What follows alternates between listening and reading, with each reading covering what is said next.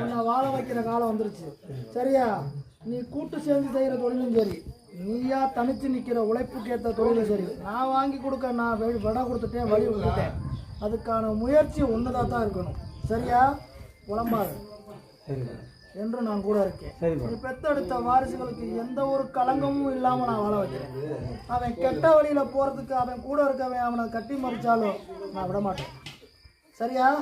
வாழ வச்சு உன் உறவுக்குள்ள உன்னை ஏற்று பேச்சு பேசி இந்த குடும்பம் வாழுமா, இவன் வாழ வைப்பானா, பிள்ளைய வளர்ப்பானாங்கிற செய்தி சொல்லி எத்தனையோ வந்திருந்தாலும் அத்தனையும் கட்டி மறிச்சு என் குழந்தைகளை வச்சு நான் காவாந்து பண்ணுறேன்.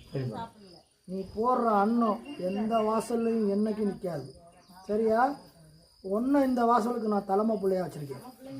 அதில் சுணக்கம் இல்லாமல் நீ செயல்படணும். வழிமுறை எதுவும் விட்டுடாமல் செயல் பண்ணணும். சொல்லு ஒன்று செயல் ஒன்றா நிற்காது. நான் உன் கட்டுமனை நோக்கி வந்தேன். என் புள்ள தான் வந்தான்னு நீ நினச்ச. ஒத்த வாக்கு சொல்லாமல் போகிறான்னு நினச்சேன். ஆனால் நான் நீதி சொல்லி வந்தேங்கிறது நீ மறந்த. உன் தாய் உன் வீட்டுக்காரி இன்னைக்கு மாண்டு மயிலோகம் போனி உன் அப்பன் பார்த்தனோட நீ எடுத்து வச்சு கும்பிட்டத நான் சந்தோஷமாக ஏற்றுக்கிட்டேன்டா. போட்ட அன்னத்தை இப்போ தான் முறையாக நான் ஏற்றுக்கிட்டேன். நீ லட்சம் பேத்துக்கு அன்னம் போட்டு வந்தாலும் சரி, 10ஓட 11 என் வீட்டுக்காரியும் உட்காந்து அன்னம் வருவாளான்னு நினச்சேன்.